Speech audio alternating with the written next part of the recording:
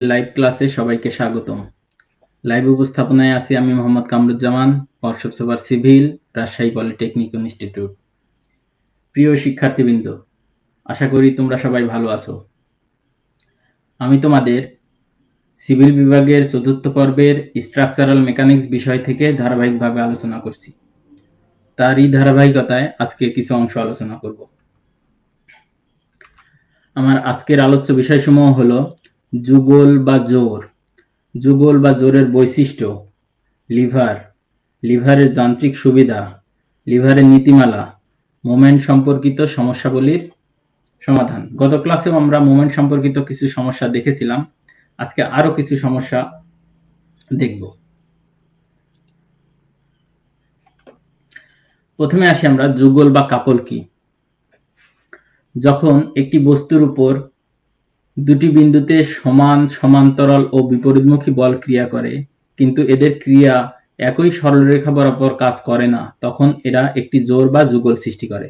অর্থাৎ কোনো বস্তুর উপর ক্রিয়ারত দুটি সমান সমান্তরাল ও বিপরীতমুখী এবং একই সরলরেখায় ক্রিয়াশীল নয় এরূপ দুটি বলকে জোড় বা যুগল বলে। এই চিত্রের দিকে খেয়াল করো। এবি একটি বস্তু, এবি বস্তুর এ এবং বি প্রান্তে একই বল আছে পি, কিন্তু বল দুটি সমান এবং বল দুটি সমান্তরাল, কিন্তু বল দুটি একই দিকে নাই, বল দুটি আছে বিপরীত দিকে। এরূপ অবস্থায় যুগলের সৃষ্টি হবে। এখন এই যুগলের মোমেন্ট কি হবে?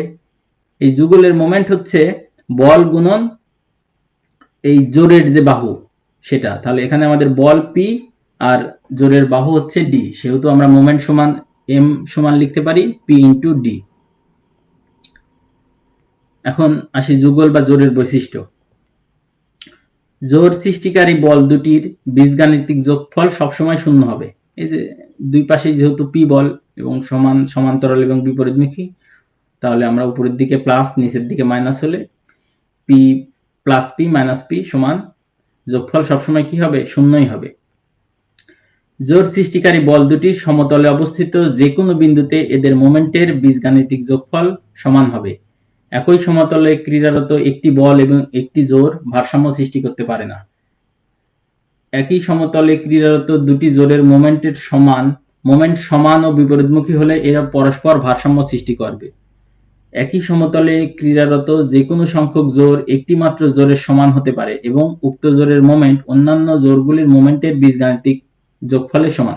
অর্থাৎ এখানে যদি অনেকগুলি জোর থাকে, তাহলে যে কোনো একটি জোরের মোমেন্ট বাকি জোরগুলির মোমেন্টের বীজগাণিতিক যোগফলের সমান হতে পারে। একটি জোরের পরিবর্তে সর্বদা এর সমতুল্য অপর একটি জোর সৃষ্টি করা যায়। আমরা পরবর্তী টার্মে আসি। আমরা এখন যে টার্ম নিয়ে আলোচনা করব সেটা হচ্ছে লিভার। লিভার একটি সরল যন্ত্র যার সাহায্যে অল্প বল প্রয়োগ করে অনেক বেশি ভারকে উপরে তোলা যায়। চিত্রের দিকে খেয়াল করো, এই যে এক পাশে এটা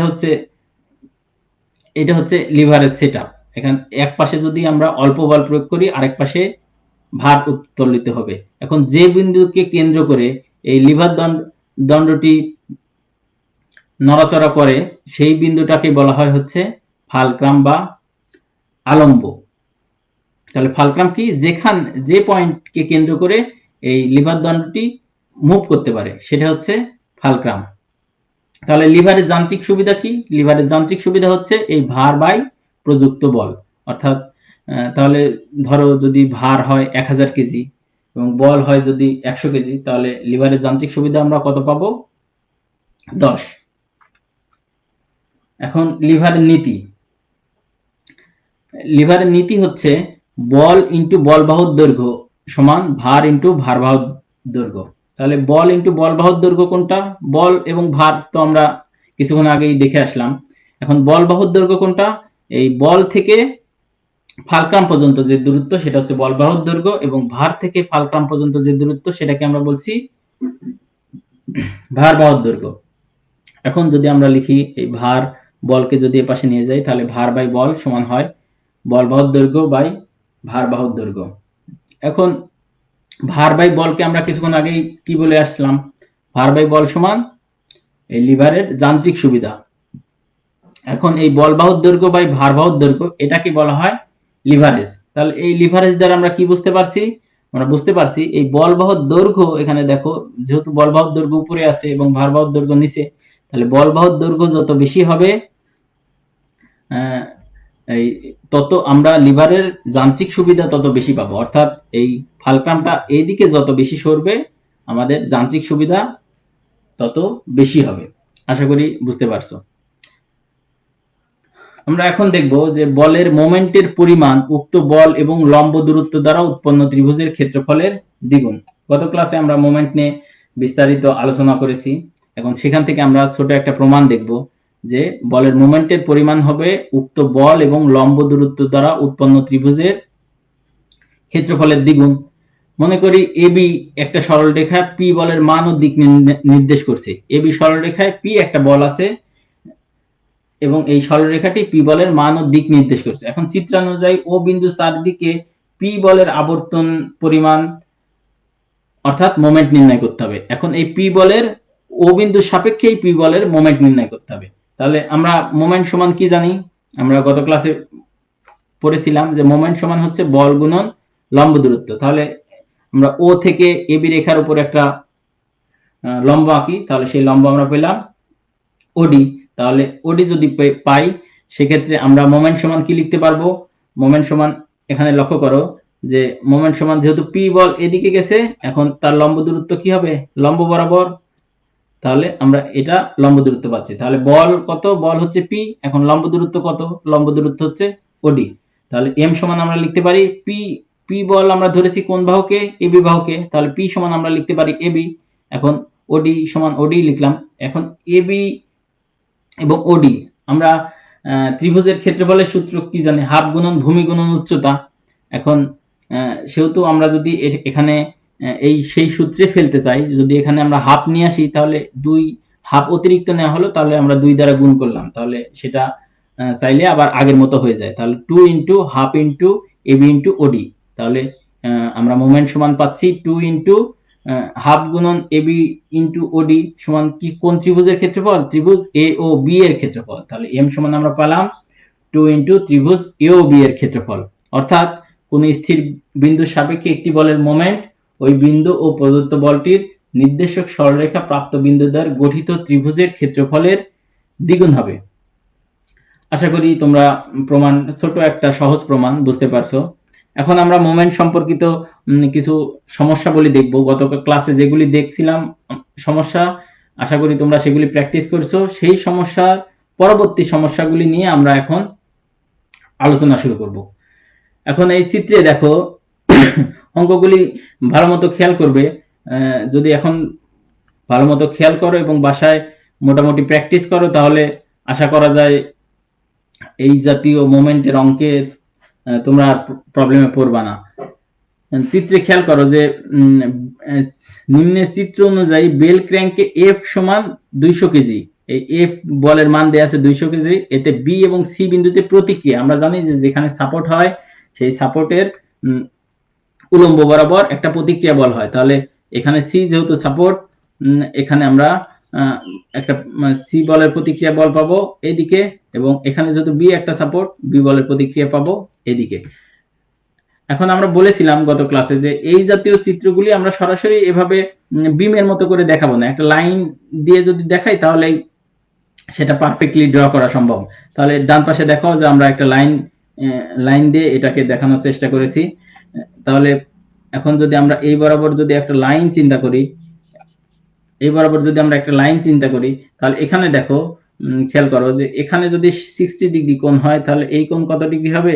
এই কোণ 60 ডিগ্রি। আমরা দেখো এখানে 60 ডিগ্রি সি, আর এটা এই যে সি বিন্দুর প্রতিক্রিয়া বল, সেটাকে আমরা নাম দিলাম আর সি। তোমরা যে কোনো নাম দিতে পারো, তো তবে আর মানে যেহেতু রিয়াকশন সেহেতু প্রতিক্রিয়া বল আর সি দ্বারা প্রকাশ করাই বেটার। এখন এখানে আমরা দেখতে পাচ্ছি যে বি বিন্দুতে এখানে কি আছে? আরবি আছে। এই বি বিন্দুতে এখানে চিত্রে আমরা দেখো আরবি দিয়ে দিলাম এবং এফ বলের মান 200 কেজি এখানে দিয়ে দিছি। এখন আমরা এই কোণটা কিভাবে পেতে পারি? এখন দেখো যে এখানে এইটুকু আমরা জানি কত ডিগ্রি? 60 ডিগ্রি। এই পুরো এইটুকু 90 ডিগ্রি। তাহলে এইটুকু কিভাবে পেতে পারি? 180 ডিগ্রি থেকে যদি 60 ডিগ্রি এবং 90 ডিগ্রি মাইনাস করি তাহলে এই কোণটা আমরা পেয়ে যেতে পারি। তাহলে এই কোণটা আমরা পেলাম কত? 30 ডিগ্রি। তাহলে আমরা এখন বি বিন্দুতে মোমেন্ট নিতে পারবো এবং বি বিন্দুতে মোমেন্ট নিলেই আমরা একটা প্রতিক্রিয়া বল বের করতে পারবো। তাহলে বি বিন্দুতে মোমেন্ট নিলে আমরা এখন লক্ষ্য করো, বি বিন্দুতে মোমেন্ট নিলে মোমেন্ট কে মোমেন্ট দেবে? আরসি এবং এফ বল মোমেন্ট দেবে, কিন্তু আরবি বল কি মোমেন্ট দেবে? আরবি বল মোমেন্ট দিবে না। কেন? আমরা গত ক্লাসে বলেছিলাম যে যে বিন্দুতে মোমেন্ট নেব বলটা যদি সেই বিন্দু দিয়েই যায় তাহলে সেই বলটা মোমেন্ট দেবে না। তাহলে আরসি বলটা এখন কত মোমেন্ট দেবে? এখন খেয়াল করো যে আরসি বলটা এই বরাবর কাজ করছে, তাহলে এখন আমাদের লম্ব দূরত্ব কোনটা হবে? এই বরাবর, তাহলে সেটা কত? এক্স। তাহলে এই এক্স এর মান তো এখানে দেয়া নাই, তাহলে আমরা এই এক্স এর মান কিভাবে বের করতে পারি? এখন দেখো যে এইখানে যদি আমরা একটা ত্রিভুজ চিন্তা করি, ত্রিভুজ চিন্তা করে এই, তাহলে এটা কি হবে? এটা অতিভুজ হবে। এটা যেহেতু 90 ডিগ্রি, তাহলে এটা যদি অতিভুজ হয় তা কোণের বিপরীত বাহু এটা 90 ডিগ্রি, আর এই কোণ দেয়া আছে 60 ডিগ্রি, তাহলে এটা কি হবে? এটা লম্ব, আর এই বাহু কি হবে? ভূমি। তাহলে এই এক্স এর মান আমরা সহজেই বের করতে পারি। তাহলে আমরা ভূমি আর অতিভুজের, ভূমি এবং অতিভুজের সাথে সম্পর্ক আছে কোন কার? আমরা জানি cos থিটা সমান ভূমি বাই অতিভুজ। তাহলে এখানে cos থিটার মান কত ডিগ্রি? 60 ডিগ্রি। তাহলে cos 60 ডিগ্রি সমান ভূমি কত? ভূমি x ডিভাইডেড বাই অতিভুজ কত? এই যে এখানে দেখো দেয়া আছে, তার এই যে এই বাহুটার দৈর্ঘ্য কত? 30 ডিগ্রি। তাহলে x বাই 30 ডিগ্রি, সেখান থেকে আমরা x সমান পেলাম 30 cos 60 ডিগ্রি। আশা করি বুঝতে পারছো। এখন ডান পাশে আবার দেখো যে যেহেতু আমাদের আরেকটা ডান পাশে আরেকটা বল আছে এফ বল, তাহলে এই এফ বলটাও কোন বরাবর কাজ করছে? এভাবে নিচের দিকে। তাহলে এর প্রতিক্রিয়া বল কোন দিকে? এর মোমেন্ট দেবে কোন বরাবর? এই বরাবর। তাহলে এর দূরত্ব কত হবে? ওয়াই। অনুরূপভাবে আমরা একইভাবে বের করতে পারি। তাহলে এটা যেহেতু 90 ডিগ্রি, এই বাহু হচ্ছে অতিভুজ এবং ওয়াই হচ্ছে ভূমি। তাহলে ভূমি আর অতিভুজের সাথে সম্পর্ক আছে cos থিটা। তাহলে cos 30 ডিগ্রি সমান ভূমি বাই অতিভুজ। সেখান থেকে আমরা ওয়াই এর মান পেলাম 50 cos 30 ডিগ্রি। এখন দেখো যে আমরা মোমেন্ট নিচ্ছি কোন বিন্দুতে? Summation of moment at B বিন্দুতে সমান 0। এবং আমরা সব সময় বলছি যে মোমেন্ট যেহেতু দুই রকম, একটা পজিটিভ মোমেন্ট, একটা নেগেটিভ মোমেন্ট, আমরা সব সময় ধরবো ঘড়ির কাঁটার দিকে যে মোমেন্টটা দিবে সেই মোমেন্টটা হচ্ছে পজিটিভ মোমেন্ট। এই চিহ্নটা আমরা যে কোনো মোমেন্ট নেওয়ার ক্ষেত্রে দেখিয়ে দিব যে এই ঘড়ির কাঁটার দিকে এটা আমরা পজিটিভ ধরেছি। তাহলে আমাদের এখন মোমেন্ট দিচ্ছে কে? মোমেন্ট দিচ্ছে একটা এই এফ মোমেন্ট দিচ্ছে। তাহলে এফ কত মোমেন্ট দিচ্ছে? তাহলে আমরা জানি, এবং প্রথমে আমরা বলেছিলাম যে মোমেন্ট আমরা খেয়াল করব কিভাবে? প্রথমেই আমরা খেয়াল করব সেটা কোন দিকে ঘুরছে, যে বিন্দুর সাপেক্ষে মোমেন্ট নিচ্ছে তার সাপেক্ষে। তাহলে বি এর সাপেক্ষে এফ বল কোন দিকে ঘুরছে? এই দিকে ঘুরছে। এইদিকে ঘোরা মানে ঘড়ির কাঁটার দিকে ঘোরা, আর ঘড়ির কাঁটার দিকে ঘুরলে আমরা কি দেই? প্লাস দেই। তাহলে প্লাস এফ মানে হচ্ছে বল, গুণন দূরত্ব কত? দূরত্ব হচ্ছে ওয়াই। তাহলে ওয়াই সমান আমরা কত পেয়েছি? 50 cos 30 ডিগ্রি। তাহলে ওয়াই সমান আমরা এখানে বসিয়ে দিলাম 50 cos 30 ডিগ্রি। তাহলে প্রথমটা হয়ে গেল। এখন আর কোন বল আছে? আর আছে আরসি। এখন আরসি বল এই দিকে কাজ করছে। আরসি বল যদি এইদিকে কাজ করে তাহলে প্রথমে আমরা বলছি যে খেয়াল করতে হবে ঘড়ির কাঁটার দিকে না বিপরীত দিকে। এদিকে যদি কাজ করে তাহলে এইদিকে ঘুরতে যাবে। এই দিক কোন দিক? এটা হচ্ছে ঘড়ির কাঁটার বিপরীত দিক। তাহলে আমরা এখানে দিলাম মাইনাস, ঘড়ির কাঁটার বিপরীত দিক বলে আমরা মাইনাস। তারপর এখন বল কত? আরসি। তাহলে আরসি গুণন দূরত্ব কত? দূরত্ব হচ্ছে এখান থেকে x, আর x এর মান কত? 30 cos 60 ডিগ্রি। আমরা এখানে x এর মান বসিয়ে দিলাম 30 cos 60 ডিগ্রি। তাহলে এখন খেয়াল করো যে মাইনাস চিহ্নটাকে যদি আমরা ইকুয়েশনের ডান পাশে নিয়ে যাই তাহলে আমরা পেলাম rc ইনটু 30 cos 60 ডিগ্রি সমান f into 50 cos 30 degree. f এর মান এই যে আমরা দিয়ে দিয়েছি ফিগারে দেখো 200, তাহলে এখানে আমরা 200 বসিয়ে দিলাম। সেখান থেকে আমরা rc সমান তাহলে পাবো 200 ইনটু 50 cos 30 ডিগ্রির মান হচ্ছে 8660.25 ডিভাইডেড বাই 30 cos 60 ডিগ্রি। ক্যালকুলেশন করলে দাঁড়ায় 577.35 কেজি। তাহলে আমরা এই আরসি বলের এই সি বিন্দুর প্রতিক্রিয়া বল পেয়ে গেলাম। আর কোন বিন্দু আছে, আর এই যে বি বিন্দুর প্রতিক্রিয়া বল আর বি বের করার প্রয়োজন আমাদের। এখন তাহলে আর বি আমরা কি করে বের করতে পারি, চিত্রটা আবারও খেয়াল করো। এখানে দেখো আমরা আর সির মান পেয়ে গেছি নিচের দিকে, এফ এর মান পেয়ে গেছি, আর আর বি, এই তিনটা বলই তো আছে। এখন দেখো আমরা অধ্যায় 2 এ শিখেছিলাম যে সামেশন অফ ভার্টিক্যাল সমান 0 লেখা যায়। সেটা কোন দিকে পজিটিভ হবে, সেটা হবে উপরের দিকে পজিটিভ। তাহলে এখানে আরসি কোন দিকে কাজ করছে, নিচের দিকে, মাইনাস আরসি। আরবি কোন দিকে, উপরের দিকে। আমরা বলেছিলাম যে সামেশন অফ ভার্টিক্যাল এবং সামেশন অফ হরিজন্টালের ক্ষেত্রে শুধু বল আসবে, কিন্তু সামেশন অফ মোমেন্টের ক্ষেত্রে বলের সাথে দূরত্ব গুণ হবে। তাহলে সামেশন অফ ভার্টিক্যালের সাথে শুধু বল, এখানে কিন্তু দূরত্ব নিয়ে আর চিন্তা করতে হবে না আমাদের।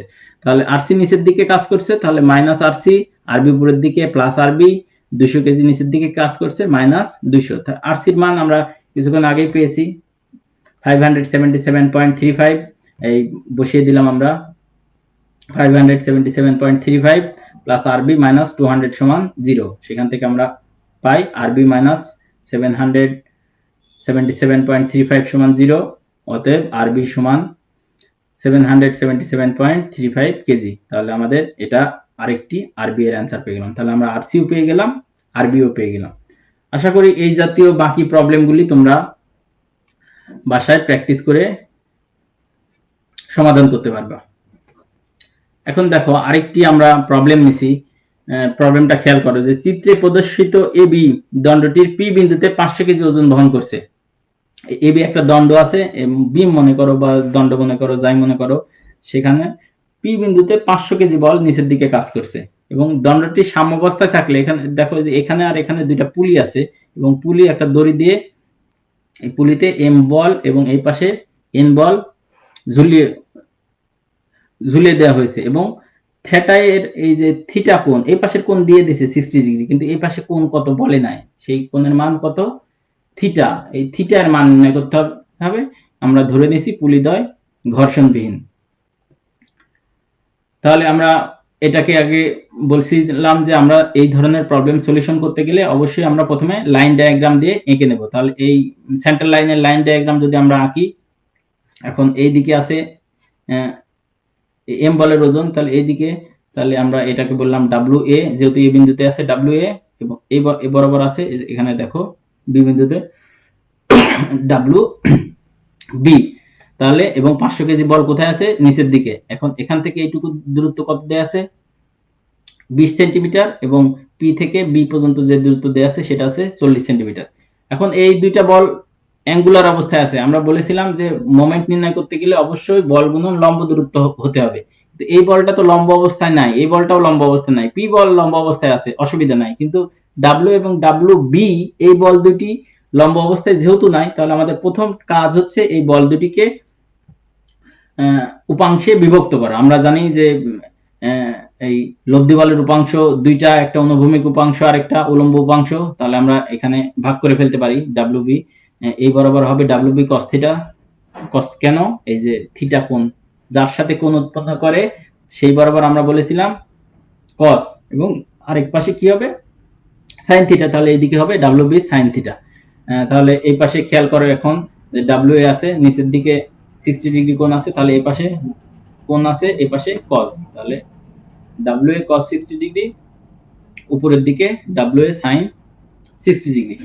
এখন আসো যে প্রথমে আমরা যদি বি বিন্দুতে মোমেন্ট নেই, তাহলে বি বিন্দুতে moment summation of moment at B সমান 0 ক্লকওয়াইজ পজিটিভ। তাহলে বি বিন্দুতে মোমেন্ট নিলে কোন কোন বল মোমেন্ট দেবে, এটা কিন্তু আমরা যতগুলি বল আছে, এখন আমাদের অ্যাক্টিভ বল কোনগুলি সেটা আগে দেখে নিতে হবে এবং কোন কোন বল মোমেন্ট দিচ্ছে সেটা দেখতে হবে। তাহলে আমাদের এখানে বল আছে কোনটা, দেখো এটা 1 2 3 4 5, এই 5টা বল আছে। তাহলে আমরা বি বিন্দুতে মোমেন্ট নেওয়ার সময় অবশ্যই 5টা বল নিয়ে আমরা চেক করে দেখব যে কোনটা কত মোমেন্ট দিচ্ছে। তাহলে প্রথমেই আসো যে আমরা এই ডাব্লিউ এ কস 60 ডিগ্রি, সেটা কি বি বিন্দুতে মোমেন্ট দিচ্ছে, এটা বি বিন্দুতে মোমেন্ট দিচ্ছে না। কেন, এই বলটা বি বিন্দু দিয়ে গেছে, তাহলে যে বল বি ওই বিন্দু দিয়ে যাবে সেই বল মোমেন্ট দিবে না, এটা আমরা গত ক্লাসে আলোচনা করেছিলাম। তাহলে এই বলটা আমাদের মোমেন্ট দিচ্ছে না, এই জন্য এটা নিলাম না। এবার আমরা চেক করব কোনটা, ডাব্লিউ এ সাইন 60 ডিগ্রি। এটার এবার দেখো যে বি বিন্দুর সাপেক্ষে এর লম্ব দূরত্ব আছে, তাহলে এই বলটা মোমেন্ট দিবে। তাহলে প্রথমে আমরা কি বলেছিলাম, খেয়াল করব যে ওই বিন্দুর সাপেক্ষে এটা ঘড়ির কাঁটার দিকে না বিপরীত দিকে ঘুরছে। তাহলে এটা কোন দিকে ঘুরছে, ঘড়ির কাঁটার দিকে। ঘড়ির কাঁটার দিকে হলে প্লাস, তাহলে প্লাস ডাব্লিউ এ সাইন 60 ডিগ্রি ইনটু দূরত্ব কত, বি বিন্দু থেকে এ পর্যন্ত দূরত্ব হচ্ছে এই 40 প্লাস 20 60, এই যে দূরত্ব আমরা লিখছি 60। আশা করি বুঝতে পারছো। এখন তারপরে আছে এই বল আছে 500। এখন এই 500 বল এখানে বি এর সাপেক্ষে লম্ব অবস্থায় আছে, তাহলে মাইনাস 500, ঘড়ির কাঁটা যেহেতু এদিকে ঘুরছে মাইনাস বিপরীত দিকে, তাহলে মাইনাস 500 ইনটু দূরত্ব কত 40।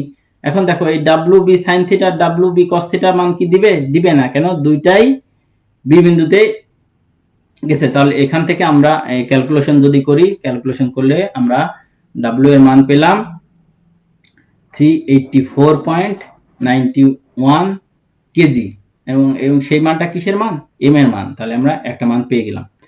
এখন দেখো আমরা যদি আবার এ বিন্দুতে মোমেন্ট নেই, এ বিন্দুতে মোমেন্ট সমান আমরা 0 লিখলাম। তাহলে এ বিন্দুতে মোমেন্ট নিলে কোন কোন, আমাদের তো এখনো ওই 5টি বলই রয়ে গেছে, তাহলে কোন কোন বল মোমেন্ট দিবে না সেটা আগে আমরা দেখি। এ বিন্দুতে তাহলে এই বলটা মোমেন্ট দিবে না, কেন, এ দিয়ে গেছে, এই বলটা দিবে না মোমেন্ট, এটা আমরা ক্রস দিয়ে রাখছি যে এই তিনটা বল আমাদের মোমেন্ট দিবে না। তাহলে মোমেন্ট দিবে কোন কোন বল, এই 500 কেজি এবং এই ডাব্লিউ বি সাইন থিটা, এই দুইটি বল। তাহলে প্রথমে আসো ডাব্লিউ বি সাইন থিটা, এটা কোন দিকে কাজ করছে, ঘড়ির কাঁটার বিপরীত দিকে। তাহলে আমরা দিলাম এখানে মাইনাস, তাহলে minus W B sine theta into দূরত্ব কত এর সাপেক্ষে 40 প্লাস 20 60, আমরা দূরত্ব দিয়ে দিলাম এখানে 60।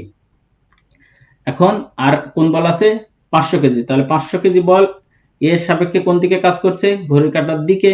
তাহলে আমরা দিলাম এখানে প্লাস, তাহলে 500 ইনটু 20, দূরত্ব 20। তাহলে সেখান থেকে আমরা এই W B sine theta into 60 কে যদি ডান পাশে নিয়ে যাই, সেখান থেকে আমরা পেলাম W B sine theta into 60 সমান 10,000। অতএব ডাব্লিউ বি সাইন থিটা সমান আমরা পেলাম 166.67। এখানে যেহেতু থিটা এবং ডাব্লিউ বি দুইটাই আননোন, তাহলে তো কোনো মান এখান থেকে আমরা বের করতে পারলাম না, তাহলে এই জন্য আমরা এটাকে দিলাম সমীকরণ 1। আশা করি বুঝতে পারছো। এখন দেখো যে আমাদের এই ডাব্লিউ বি এবং থিটা দুইটা বিষয়ের আমরা এই ডাব্লিউ এ বের করতে পারছি, কিন্তু এই ডাব্লিউ বি আর থিটা দুইটা বিষয় বের করতে হবে। তাহলে পরবর্তীতে আমরা এখন কি করতে পারি, আমরা যদি এখন অনুভূমিক বলগুলির উপাংশ নেই, সামেশন অফ এইচ নেই, অনুভূমিক বলগুলি যোগফল নেই, তাহলে সেটা কি হয় দেখো। তাহলে আমরা বলছি সামেশন অফ এইচ এবং সামেশন অফ ভি এর ক্ষেত্রে শুধু বলগুলি যোগ বিয়োগ হবে, এখানে কোনো দূরত্ব আসবে না। এই বিষয়টা কিন্তু অবশ্যই ভালো মতো মাথায় রাখবা যে সামেশন অফ এইচ এবং সামেশন অফ ভি এর ক্ষেত্রে শুধু বল আসবে, এবং সামেশন অফ এম অর্থাৎ মোমেন্টের ক্ষেত্রে বলের সাথে দূরত্ব আসবে। তাহলে সামেশন অফ এইচ যখন নিচ্ছি, তাহলে অনুভূমিক বলগুলি আসবে, সেক্ষেত্রে আমাদের উলম্ব বলগুলি আসবে না। তাহলে আমাদের আসবে কোনটা কোনটা, এই বলটা, এই বলটা আসবে না, এটা আসবে না, আমাদের 5টাই বল আমরা প্রথমেই বলছি এটাও আসবে না। তাহলে ডাব্লিউ এ cos 60 ডিগ্রি কোন দিকে গেছে, বাম দিকে, এই জন্য minus. W B cos theta ডান দিকে গেছে, ডান দিকে আমরা বলেছি প্লাস। তাহলে এখান থেকে পেলাম ডাব্লিউ বি cos থিটা। সেখান থেকে যদি আমরা ক্যালকুলেশন করি, আমরা পেলাম ডাব্লিউ বি cos থিটা সমান 192.46, এটাকে দিলাম সমীকরণ 2। এখন দেখো যে আমরা কিছুক্ষণ আগেই পেয়েছি সমীকরণ 1 পাইছি ডাব্লিউ বি সাইন থিটা, আর সমীকরণ 2 পেয়েছি ডাব্লিউ বি কস থিটা। আমরা যদি 1 নং সমীকরণকে 2 নং সমীকরণ দ্বারা ভাগ করি তাহলে ডাব্লিউ বি এবং ডাব্লিউ বি কেটে যাবে, তাহলে sine theta by cos theta সমান আমরা পেয়ে যাই ট্যান থিটা। ট্যান থিটা সমান এই দুটো যদি ভাগ করি তাহলে আমরা পেলাম 0.866, সেখান থেকে আমরা থিটার মান পেলাম tan ইনভার্স 0.866, তাহলে সেই মানটা দাঁড়ালো 40.89 ডিগ্রি। তাহলে এখান থেকে আমরা থিটার মান পেয়ে গেলাম। আর কিসের মান দরকার আমার, ডাব্লিউ বি। এখন এই সেটা চাইলে আমরা এই এখানে থিটার মান বসালেও হবে, অথবা আগের যে ইকুয়েশন আমরা লিখছি এখানে থিটার মান বসালেও আমরা ডাব্লিউ বি পেতে পারি। তাহলে এই 1 নং সমীকরণে যদি আমরা থিটার মান বসিয়ে দেই, তাহলে সেটা পেলাম ডাব্লিউ বি সাইন থিটার মান কত 40.89 ডিগ্রি, এখানে বসিয়ে দিলাম। সেখান থেকে আমরা পেলাম যে WB সমান 166.67 ডিভাইডেড বাই sin 40.89 ডিগ্রি, তাহলে আমরা পেলাম 254.45 কেজি। আশা করি তোমরা প্রবলেমটি বুঝতে পারছো, যদিও একটু বড়, কিন্তু প্রবলেমটা খুব বেশি কঠিন না। মাথা ঠান্ডা রেখে প্রথম থেকে যদি তোমরা এই বলগুলি ঠিক মতো অ্যানালাইসিস করতে থাকো তাহলে সহজে এই প্রবলেম সলিউশন করা সম্ভব। এখন দেখো আরেকটু অ্যাডভান্স লেভেলের একটা প্রবলেম থাকে, এটা পরবর্তীতে আমরা থিওরি অফ স্ট্রাকচার পঞ্চম পর্বে এই বিষয় নিয়ে বিস্তারিত আলোচনা আছে, এটাতে হালকা আলোচনা আছে। বলছে যে চিত্র অনুযায়ী বিমের উপর লোডের অবস্থান অনুযায়ী এ এবং বি সাপোর্টের প্রতিক্রিয়া বল নির্ণয় করতে হবে। এখানে দেখো যে এই চিত্রে দেয়া আছে যে এটা 10 কেজি, এখানে দেয়া আছে 4 কেজি পার মিটার, এখানে আবার দেয়া আছে 6 কেজি পার মিটার।